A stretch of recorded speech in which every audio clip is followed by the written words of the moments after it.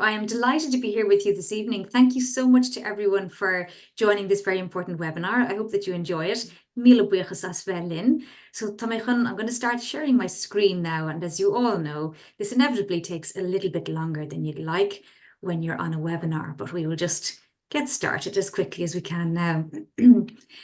So the theme for this webinar this evening is Give Hope to Others. So just starting to reflect a little bit on the Jubilee Year of Hope 2025. So a Jubilee year is a year in which we take the opportunity to reset our relationship with God, our relationship with one another, and our relationship with the earth. It's very much a period of introspection, reflection, social justice, and engaging our faith through action. In Pope Francis's letter announcing the Jubilee, he noted that Jubilee can contribute greatly to restoring a climate of hope and trust. And certainly hope and trust are things we are in great need of right now. A climate of hope and trust as a prelude to the renewal and rebirth that we so urgently desire. And he says we must refuse to turn a blind eye to the tragedy of rampant poverty that prevents millions of people from living in a manner worthy of our human dignity. And then finally, may the voices of the poor be heard throughout this time of preparation for the Jubilee. So in Trócaire, we work with communities in the countries most affected by poverty, violence, and conflict. And we work in particular to support people to raise their voices against injustice. So this message is very, very relevant. The concept of Jubilee calls for restoration and renewal. And as I mentioned, a part of this is a renewal of our relationship with God and with one another, but also this period of restoration for the earth. And again, this is something which has never felt more urgent as we see the catastrophic impact of climate change all around the world. During previous Jubilee years, and I remember very well the last Jubilee because I was part of some of the campaigns that happened around the world, we saw prophetic campaigns which called for bold action to alleviate poverty, oppression, and injustice. For example, the Jubilee 2000 Drop the Debt campaign. And that campaign managed to mobilize millions of people around the world from the global south and the global north in communion, in solidarity, in collaboration with one another, and had a huge effect. And the Catholic Church and all its members were very, very much involved from the grassroots right up to the papacy. So we now have another opportunity to inspire hope-filled action in the spirit of Jubilee. And as we say here, hope is found in action. What's very interesting and really inspiring about the Jubilee for 2025 is the focus that it puts on caring for our common home. And it acknowledges that the environmental crises that we see all around us are drivers of many other crises in the world today. So this year, the Pope calls on us to address inequality, poverty, and many other global injustices, as well as the urgent need to deal with ecological debt. And we will go into a little bit what ecological debt means. What I think is really wonderful is that the Pope says that Jubilee reminds us that the goods of the earth are not destined for a privileged few, but for everyone. And he says the rich, which includes us, because while we might not feel ourselves very wealthy, we do belong to the part of the world where we can take for granted that in the main, our basic needs will be provided for. So he says that the rich must be generous and not avert their eyes from the faces of their brothers and sisters in need. And more than a question of generosity, this is a matter of justice. This is not charity, it's justice. And he says it's made all the more serious today by a new form of injustice, which we increasingly recognise, namely that a true ecological debt exists, especially between the global north, or the kinds of countries we live in here in Ireland and Europe, and the global south. Now, just to go into that for a few minutes, what does ecological debt mean? So in my life, I've been privileged to live and work in many countries where we can see the impact of climate change very viscerally, very, very front and central because of the devastating damage that it is doing to the poorest people in communities around the world. Climate change, as you will often have heard, affects everyone, but not equally. Those who've done least to cause climate change, and those who have the least capacity to resist its impacts are suffering most from its impacts. So just one little fact for you. The number of disasters driven by climate change have increased fivefold over the past 50 years. And what we're seeing is, in fact, an escalation. So I'll give you an example. I'm going to speak to you in a few minutes about Malawi, a country I know very well because I lived there twice in my life, once a long time ago when I was a young child. And in the last 10 years, I spent several years there. And when I was there in the 1970s, a drought, a cyclone, a dramatic event that affected people very badly would happen once in a generation. But now these kinds of events are happening almost every year. These two maps might speak to you.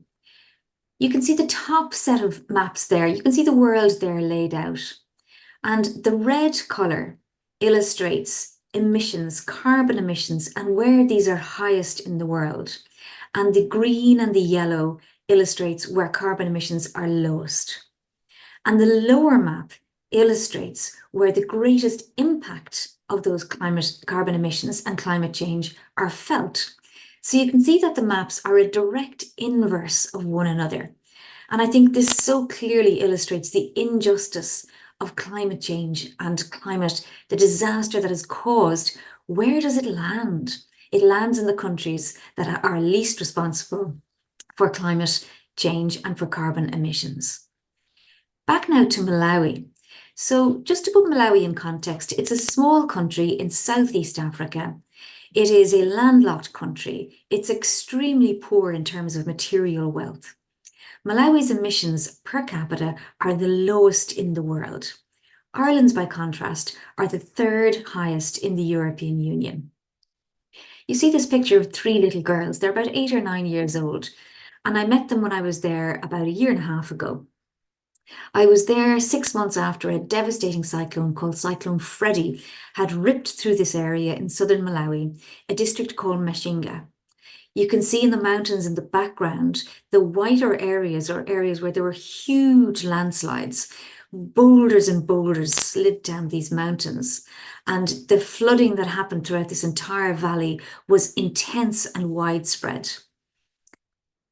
In this picture, I'm speaking with women from the village, along with my colleague, who is the second from the left there, Wamuyu, who's the country director in Malawi. And the women of the village, who are from the Village Civil Protection Committee, which is a committee that exists to help people prepare for and respond to emergencies. They were describing how during the intense flooding, they were desperately searching for their loved ones and standing on this rough bank where the water literally had erupted and was flowing so rapidly down past them. And they were standing on the bank and helping one another to spot their neighbours and pull them out of the water. It was absolutely devastating. During these floods, many people lost their lives. People lost their houses, they lost their livelihoods. In this picture here, you can see it looks like a schoolroom, but it's actually a health clinic. That's my colleague Lawrence Munthali. And this is a health clinic which stood right in the way of the path of the mudslides and of the cascading water. The health clinic was all but destroyed. You can see here that Lawrence, he's not a terribly tall man, but he's nearly touching the top of the doorway. And in actual fact, he's standing on about 2 foot of mud. So the health clinic was almost entirely filled with mud. And what you can see is just the debris down around there. What's really tragic is that this disaster, the cyclone and the mudslides, happened at about 9 a.m. on a Friday morning, when mothers and their babies were in this health centre for a clinic, an infant and young child clinic. So 22 small children lost their lives and countless adults on this morning. And then finally, in terms of the ongoing devastation, people in Malawi are smallholder agricultural farmers. They live on relatively small patches of land, or they farm communally, as you can see in this picture here. One of the impacts of the landslides was that it left about 1.5 meters of sterile debris above the soil. The lady here with the hoe, her name is Rhoda Joseph, and she's the chairperson of the Civil Protection Committee. Again, the committee that exists to support people prepare for and respond to emergencies. And she was showing me and my colleagues the work that they have to do to try and dig through all of this sterile sand to reach soil that they can try and plant on. They had the land behind her. They had actually tried 3 times to get down to the level of the soil before they were able to plant any crops. So when we speak of ecological debt, what we really mean are the kinds of disasters that, because in the global north, we have a history and we continue to emit huge levels of carbon. In the global south, over 100 countries are facing a crisis. Not just a crisis of the immediate physical damage done by climate change, but the cost of this as well. Many countries, low-income countries, are finding that because of the damage done by ecological crises, by climate change, they're finding their GDP, so their economies, are losing strength. So they're losing investments, they're losing roads, they're losing infrastructure, people are losing their houses and their jobs. So this has a huge impact on their economies. And these are generally countries that don't have an awful lot of revenue to begin with. So they have to borrow to try and support basic services and basic investment in the economies. So at this point, almost half the world's population, more than 3.3 billion people, live in countries where governments spend more on debt repayment than on essential services like health or education. And this is spiraling out of control, and this is directly affected by climate change.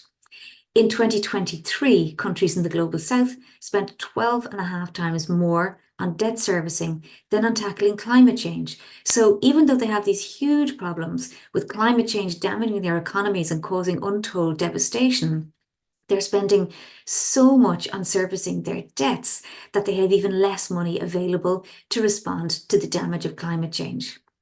And by contrast, rich countries are spending mountains of money on the things that do most damage. Rich countries spent 6 times more subsidizing fossil fuels over 12 years than they did on international climate finance for vulnerable countries. Now, you might be asking yourselves, what's hopeful about this? How do we turn this into hope? The fact is that the Jubilee year calls us to turn our faith into something active. Solidarity is action. It is about taking the actions that you can take, whoever you are, wherever you are, in whatever means you can.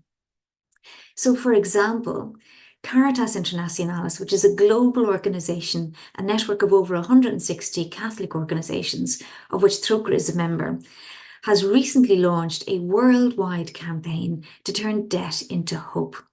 This is a campaign which, harkening back to the days of Jubilee 2000, is calling on global leaders to cancel unsustainable debt on the basis that countries have been increasingly having to resort to extremely expensive debt and loans in order to deal with the damage done by climate change, which has been caused by the global north.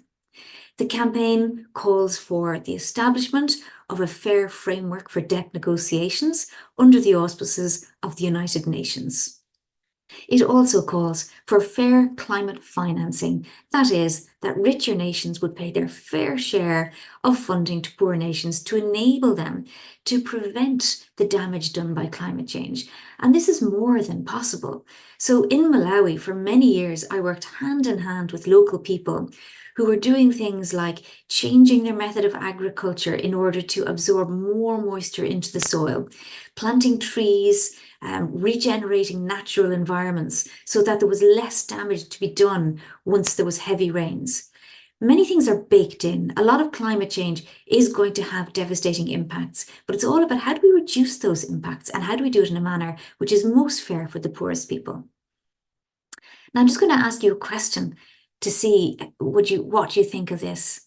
So climate finance is a matter of justice, and you can see that poster in the hands of Hula Kalawe, who's a lady in Ethiopia, and Berena in southern Ethiopia, standing beside the carcass of one of her lost cattle during a drought a couple of years ago. Now, unless the richer countries deliver climate finance, sub-Saharan African countries are going to incur ever more debt. The amount of debt that they will incur is 1 trillion over the next 10 years, unless richer countries deliver the climate finance that they need so that they can both invest in preventing the worst impacts of climate change and invest in recovery from it. So what can we do? Because believe me, there's a huge amount that we can do. Through, of course, in countries like Malawi and Ethiopia and many other countries, we work with communities like, let me just go back, communities where people are working very hard on, as I mentioned, types of agriculture which are more resistant to climate change. But also here in Ireland, we can campaign. And we can campaign, for example, along with Trócaire Volunteers Network, to ask the government and our new government, which is coming into power now, probably at no better time, should we contact our government representatives and make it very clear that while the government may have changed in terms of its members, our expectations of our government have not changed. That we expect our government to pay our fair share of climate finance to countries that have done least to cause climate change but are suffering the most from it. We expect our government to do its utmost at international climate negotiations to ensure that all developed countries, wealthier countries, highest carbon emitters contribute adequate finance to low-income countries. And also that we address the climate emissions that are still escalating out of control and really risk the health, not just of this planet, but of the poorest people on it. So the ways to turn our desire for action and our hope into change is through organizing on our own or in small groups. And you can do this by just simple actions like going onto Trócaire's website and going onto our campaigns page and signing up to find out more. There are other things that we can do together as well. And I just want to say a quick word about something that's happening very soon. There's a conference, a Laudato Si conference, celebrating 10 years of the papal encyclical Laudato Si, which is just a wonderful resource and inspiration for everyone. It's a conference called Seeds of Hope, and it is around returning biodiversity to our parishes. So if campaigning is not something you're that comfortable with, that's absolutely fine. We can all engage in some form of activity. So it might be that you're really interested in, well, how do I contribute to rewilding or regenerating biodiversity where I live or in my parish? Well, this is the conference for you. It's taking place on Saturday, the 25th of January in Mallow in County Cork. And we would love to have as many of you as possible there. That would be absolutely wonderful. We will, of course, circulate this presentation after the webinar so you have access to all of the information. And then just lastly, if you want to be even further inspired around ways that we can use our faith to help nourish us in action and really fulfill the dream of the Jubilee of Hope, then you can save the date and join us in person or online in Maynooth on Tuesday, the 11th of March, where Trócaire's annual Lenten lecture will take place, delivered by Dr. Anna Rowlands of Durham University. Dr. Anna is a remarkable theologian whose life's work has been on looking at Catholic social teaching, social justice, and how to ensure that we continually generate a politics of hope. So she will be speaking about a politics of hope and Catholic social teaching as a guiding light. So I hope I've given you a few ideas of how you can turn your faith into action and start creating a better world from right now, a world in which human dignity is protected, a world in which the people who have done least to cause climate injustice and climate damage are most supported through our solidarity and through our actions. So we've lovely questions, or not lovely questions, I shouldn't say, but real questions coming in here, which is that whole thing of drought. I mean, we've experienced flooding here in our own country, and it's hard to get our heads around, and that's the question people are asking. It's hard to get our heads around flooding and drought, you know, and the devastation that both cause. You might just outline that a little bit further for us, please. Certainly. So let me start by trying to give you a small personal perspective. So I mentioned that when I was very young, so this could have happened anywhere in sub-Saharan Africa or in many parts of the world. But when I was very young, I lived in Malawi. And when I lived there, the rainy season lasted 4 months. It started at the end of November and it ended at the end of March. It rained every day from 4 o'clock in the afternoon till early evening. It was absolutely predictable, 100%. And people were able to rely on knowing that the rainy season would come, they'd plant their crops in or around a certain day, and they would harvest in April. And hopefully their harvest would take them through the rest of the year. Nowadays, what we have is just a huge variability in rainfall and in temperatures. So what you find is that because you've got variable rainfall, you can have an awful lot of rain landing in a very condensed period of time. So you might have the same amount of rain that used to land over, say, a month, but now all falling in 3 or 4 days. So this, of course, is devastating.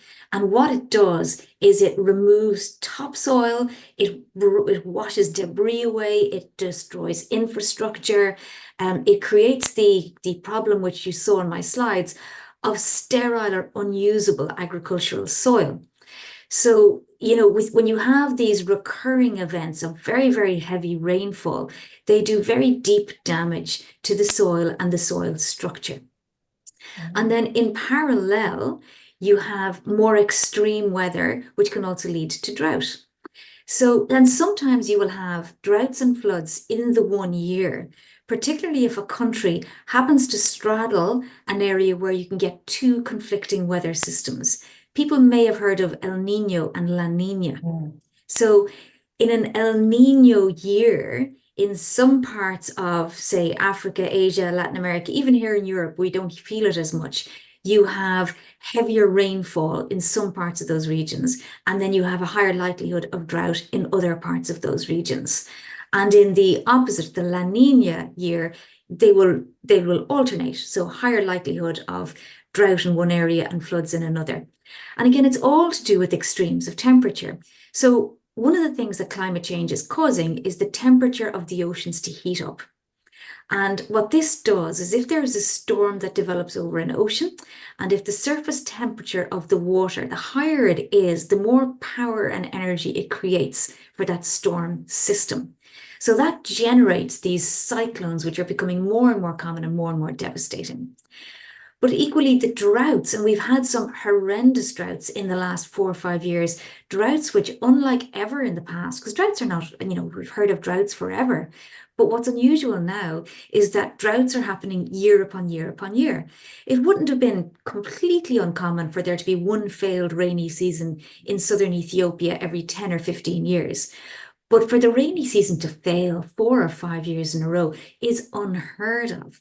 And that is to do with the excess carbon emissions predominantly coming from the global north. So it's really unfortunate, but because of the kind of weather systems and their intensity, you can have massive flooding and that can devastate people. And then 6 months after that, they can be suffering from drought. And because the topsoil has been wiped away, because the natural regenerative capacity of the earth has been damaged so badly, they don't have time to recover. That's the big issue. And I suppose as I'm hearing you speak, I'm thinking of that here in Ireland, when there have been terrible flooding, and there has been here in the south of Ireland in very recent weeks, we look to the government and we say there's a need for support. Businesses need support. But these countries don't necessarily have that support available to them. That's exactly it. So, low-income countries by definition are low income and don't even have enough resources to address the drivers of poverty that existed prior to climate change. So again, countries get locked in a cycle of impoverishment. So if you don't have the resources to rebuild, so for example, Energy is absolutely crucial. People need to have access to electricity so that their children can study after school in the dark, so that they can have refrigeration, so that they can keep food fresh for so many different reasons. But if, like happened in Malawi, your sole hydroelectric power station gets completely destroyed in a cyclone, that costs many millions to put back together and to regenerate that level of electricity. And countries simply don't have that kind of resource. At a more micro level even, a lot of roads get destroyed and bridges get washed away. And what you end up with is kind of like a cycle of increasing danger. So in the area that I spoke about in southern Malawi, when the cyclone happened in 2023, so just 2 years ago now, many bridges were washed away and roads were damaged. Those bridges to this very day have not been repaired because the government doesn't have the resource to do that. So even when there is normal rains, like not catastrophic rains, that area is cut off because there's no bridges over the normal level rivers. So people are cut off from access to the market, to supplies of food, supplies of medicines for many months at a time until the government can find the resource to be able to rebuild those bridges. And then the cycle of cyclones means that that infrastructure could be washed away again and again and again. So it illustrates, we call it loss and damage. So it illustrates the importance of funding from the richer countries towards the poorer countries. Thanks, Caoimhe. Now, there's lots of questions coming in here, so I hope you're ready for them all. I suppose maybe in relation to just what you've been asking there, I suppose how to prepare for drought. I mean, people have spoken about barrels of water or a system which can in some way collect the water when there's a lot of it and give it out when there's less. Is that something that's being devised, or is that possible, or is the extent of it just too great? There's always things that you can do. And, look, let me say straight up that it's local communities that are generating the best and the most innovative ideas because they're living in these environments. And what we do is we support people to test and to trial the best technologies, the best techniques to enable them to mitigate the impacts of climate change. So, for example, now it depends on exactly what the circumstances are, but for example, some of it is about retaining moisture in the soil where temperatures are likely to be high and there's likely to be drought. So how do you do that? You can mulch your soil. We're all familiar here with mulch. You put down your bark chips in your garden to keep the weeds down. It also keeps the moisture in. So mulching soil, very, very simple. Micro irrigation canals that are built by hand and that are very simple, very low cost technologies, but that enable people to make the most of the water that's available when they're living in dry areas.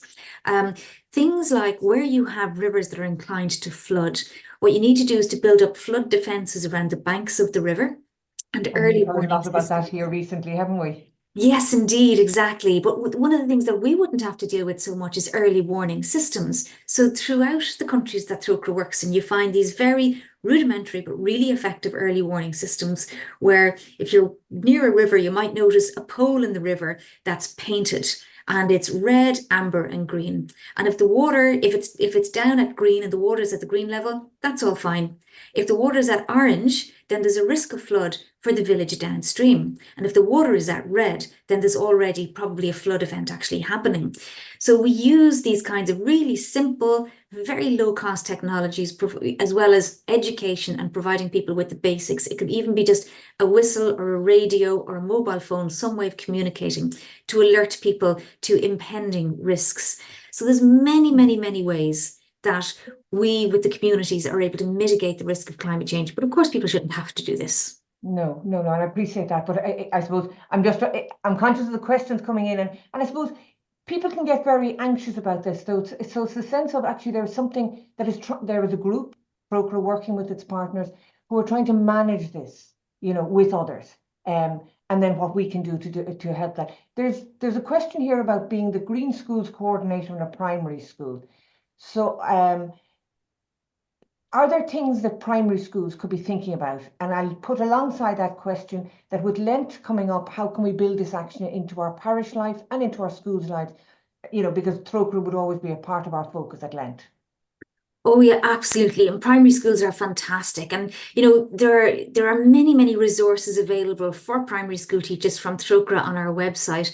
And I suppose the thing is that in primary school, and I've made many visits myself to primary schools talking about Trócaire's work, as well as having had children in primary schools, it's a real fertile ground, if you forgive the pun, because children are not only interested in the biological world, in kind of what's growing around them and where their food comes from. They also have a very strong sense of what's right and wrong and justice. So primary school children are really a wonderful audience in terms of getting to talk to them about, well, what's our how can we create a better world for everybody? So how can we be in solidarity with children in other parts of the world whose lives are being turned upside down by climate change? And, there's so many different activities. I think what's really important when we're talking to children and young people is to give them a sense of their own power.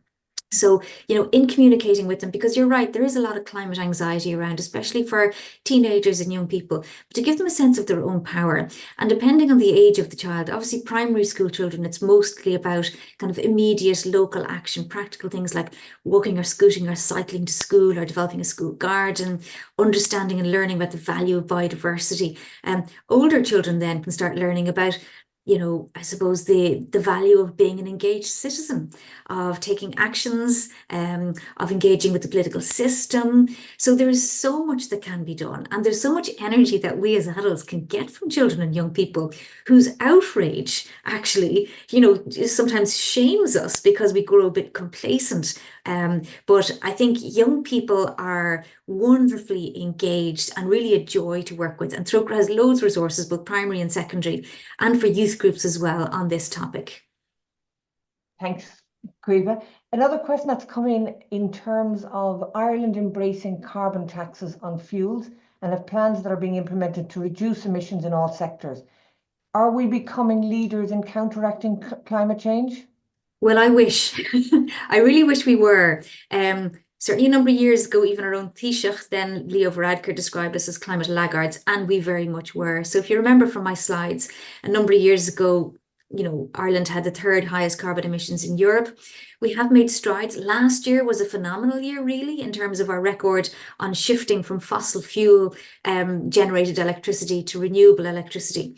Now, the challenge is we were so far behind in our commitments that even though we've made a lot of progress in the last year, that we have to do much more for the coming years. The longer we push the action out, so the more we delay, the more we will have to do in future years to meet our legal obligations with the European Union and our financial obligations, but also our moral obligations. So I would say, unfortunately, Ireland is not a leader in addressing climate change, but could we be? Absolutely. I mean, we are so lucky in many ways. We're not a country that produces fossil fuels. We don't have a legacy of a coal industry that we have to address and deal with. We're a country that it's rich in wind energy, So we have so much in terms of wind and wave that is such an advantage to us that we could show the way in many respects.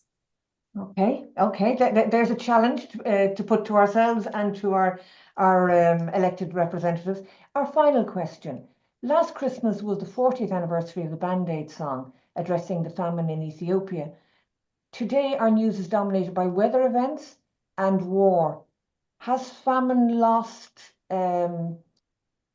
prominence in our news cycle? Well, that's a very good question. Sometimes I do wonder if the idea of famine has lost its potency, if we've somehow lost our moral compass around it. Sudan right now is actually experiencing famine. There are over 600,000 people who are either experiencing or at immediate risk of famine. And what that means is that, they literally, if they do not get access to food assistance, people will die in even higher numbers than they're already dying from lack of food, lack of services, lack of healthcare. I do think that, I suppose people might feel a little bit disempowered. In some ways, in this modern world, we have so much information that is just bombarding us all the time of all types that it's very easy to feel a bit overwhelmed. And I think what we always need to do is to think, okay, what do I have control over and what do I have influence over? And what do I care about? I might care about an awful lot more than I have control or influence over. But the things I can control, my own life, my own actions, what I do, the kind of conversations I choose to have, the interactions I might want to have with my political leaders, the influence I have. Well, I live in a community, I can influence people, I can influence what my parish does, I can influence what my local TD cares about. So I think that, issues like famine, like the fact that in Sudan there is a famine, we, through our actions as individuals and small groups, can make these matter again. Because I don't think that our human empathy has disappeared. I just think that we're suffering from an overload of information. Caoimhe, thank you very much.